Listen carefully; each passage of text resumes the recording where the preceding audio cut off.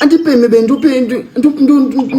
ndopemerei Nyati family yazoresponda kubullying mushure mekunge vanzi vabvise video iyo nekuti iri kunyadzisira vataura zvakare vakati hatipemi guys tinoshanda nesimba. We actually earn $25,000 pamwedzi. Vati zvakare ma content creator titsiurirei ku inbox. We are earning over 25,000 Musaramba muchiuya kuzotitsiura pa page yacho ipapo guys. Hamusi kuona here kuti we cannot stand together. Vanhu vanobva vati bvarura. Welcome back to your channel. Please don't forget to like and subscribe. Tichitarisa vanhu vakomenta pana mukoma more boys zvakare nemusekazi family vauyawo vakataura dzavo 2 cents pa video iyoyo. So vati ivo vaneta nekuramba vachiudzirwa. Vaneta zvakare neruvengo ruri mucommunity yedu yeZimbabwe. Vataura vakati kazhinji kacho tinotodawo kutrenda tichiita ma trends ari kuitwa online nemamwe ma creators. Tinotodawo kuti tishandisewo chirungu asi tiri kutokupai one clean content. Tikaisa zvinhu zvakashama Facebook inogona kutotibvisira ma videos iwayo, but try in as much as we can to explain that these are trends. We feel like we are only the couple that is being bullied left, right and center. Takatombotanga tichateerera tichinzi amuteerere vana imimi, tikatanga tichibvisa ma video. That video had close to 700,000 views nezuro yakabva yangoturunurwa. Ukada kutarisisa chiripo pa video chacho chinonyanyisa kunyadzisa hapana guys. It's just a trend yekuti pane murume anoita 2 minutes or actually less than that. So panongoiswa picture vachikisana, next thing magumbeza achitamba next thing zvatoperera ipapo. Konzi hanze bvisai video iroro ariite. Ataura zvakare zvinonyanza kurwadza akati vedweka guys tiri vanhu semi tinongofila wo pain. Ku TikTok uko kwakatanga noise kukanzi imimi munopema munoimba nziya Winky D chino like what we said in our previous video. But guys titoriwo vanhu semi tinorwadziwa tine ma feelings. Ropa redu ndere red sezvakangoita renyu imosva here kuuya ne original content. Tiri vanhu guys wakangoitawo semi tino ma feelings tinotorwadziwawo patinototukawo paya hongo tinombozama kuzvibata but sometimes taita watete. Ukazoona munhu adecide kubaya live guys aiwa zvinenge zvarwadza. Vati ivo taka create content guys hatina kupema, takabvuma kubatsirwa chete asi pakubatsirwa pacho ma companies aya taitovapa coverage. Jim Flame takai advertiser, Real Premium Spices takabika wani nayo tabva ku 6 gun kuya kupema kuripo ndekupi. More Boys takama advertisera company yake yezverufu saka hatisi kuziva kuti kupema kwacho kuri papi. Pane vanhu vanoti kwaitira vapemi uyai nema proof of payment nema receipts amakatiitira something. Vataura zvakare vakati havana kukumbira chero airtime chaiyo kuti vaposte mavlog avo. Vatotaura kuti pane vanhu vari kutengerwa mota vari kupema here, sei vasiri kutukwa nekuti isusu tisu vakaonekwa kuti we are a walk in the park. Angodecide kundorutsa zvaarutsa anongoitira pamusoro penyati family. Komadarireiko vanhu vemuZimbabwe kupema. Vataura kuti vanokuvenga, vakatombotengesa Biltong mumabhawa, vakambonoita Garden Boy, vakambotengesa mafriziti asi mari yanga isiri kukwana. Life yavaitorarama mukukuyo iya vakadecide kuti ivo ndo yavano afforda. Dei vaida kupema vakamira vachipema vakakontinua vachigara mumba yavo yanga iri proper. Vati ndazobhiliva nhasi kuti you cannot please anyone. Vakoni vachete kungoburisa zita rekuti taita asi taita akambozvitaura izvi akati vedweka ukada kutevedzera zvinodiwa nevanhu unotorega kakurarama. Vati vane video 1 rakatombovaburitsira $5,000 iroro video racho vakatombosorwa ukanzi ngavariturunure ameno chakaita kuti vangozviignore. 1 video rikaburitsa 5,000 matrends iwayo ndo ari kutobhadhara.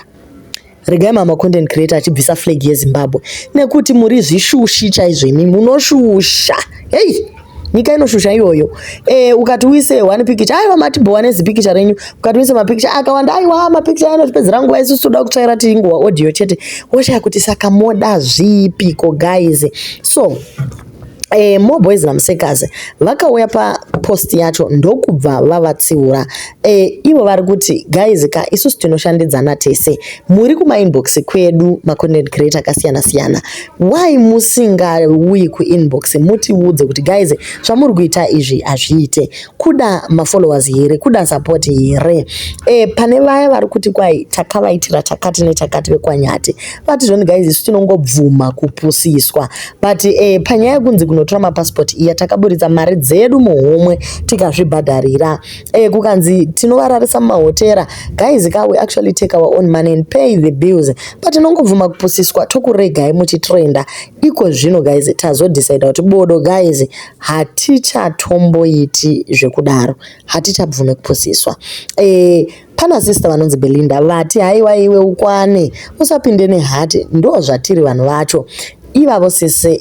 Ndofunga vatongoblokwa, hazvina kunaka guys kuti munhu ari kutouya achikutsiurai imotodzoka pasame post ipapo mototanga kutuka usapinde nemoyo chino guys ka imimi ndimuri kutopinda nemoyo. Pane umwe zvakare akatoti shower cap mainyati iyo bvisai chiplastic bag cheblue icho guys ndo content yacho zve, anditi vakadaro vobva vatrenda potanga kuitwa noise yese. Pain yacho yakawanda guys, vataura kuti ivo vanodya cheziya ravo. Every day mukundiona ndichisanyuka, pfungwa hadzisi kumira nikujifunga content, ndichi-engager, ndichiposta 10 mapost per day kuti ndikwanise kuengager nemafans. Mushure meeffort yese iyoyo motaura zvakare kuti ndiri kupema, handizivi kana muchiti kwai ndine usimba handidi kushanda, ko ikoko kusanyuka kwavari kuita handiko here kushanda. 25,000 ya ingodoni mumuti guys, vamwe vedu lifetime zedu dzese tichitengesa matomatisi mumastreets umu hatisati taibata isu 25, hatisati taibata tikauya pano tikati welcome back to my channel, hatisati taibata 25. So Moboys what iye I will call you tomorrow, then we discuss the video. Wasn't proper, Mr. Nyati zvachose. Whatever you do with your wife is supposed to be private and protected. This is part of respecting yourself and your fans. Humility and humbleness is key to success. Vataura zvakare vakati it's disgusting, it's disturbing, maximum disrespectful and unacceptable. So ivo vazodzoka zvakare Moboys akati aiwa guys, you have been attacking me left, right and center for ndaisa response yakwanyati iya. Let me just respond as well. The Nyatis are free to express themselves freely like anyone else. Let's respect what they said. I don't see it wrong when people vakataura kudaro. They mentioned many things on the video. Why only focusing on that one part yekuti pane vanhu vari kuda kutitsiurira papublic? We just need to give them their space. Part of me loving them is to respect their views. They are adults. No one is perfect. I also make mistakes. This is what Minister of Justice Ronald Lamola said when he was asked about President Ramaphosa's response to Rwanda. When there are challenges or issues, appropriate language should be used to address the matter. President Ramaphosa could have used another way to approach Rwanda. So vabva vada kupinza tuma example tweku Rwanda twehondo nezvimwe aisu tabva tangowa kati Rwanda ichatiputisa igotiputitsira iyo South Africa yedu yatinowana Kirimora uchine mukaka imikane. So pane manetizens abvango yakati aiwaka bamunini mimi chiregai kuramba muchidaro. Ndosaka Kiki Enataite vakakurova horseshoe nekuti munonetsa munoda kuramba muchikontrola vanhu. Zvataurwa na Vanyati vati ivo pane vanhu vatakatoitirawo maadverts vari kuramba vachidzoka vachida kungoti controller guys tiposteka hatiposteka. That one advert that was done ndizvozvo kwamaiti tikuonotozwa kuti 1.5 or $1,000 because ndine mafollowers akawanda 1 million people are going to engage with that video and they are going to see you. Chero kwa mama view ko unogona kutochargewa ka 700 kako karibo kwa madam boss kamwe kanenge ka 900 ka 800 chingoenda zvakadaro.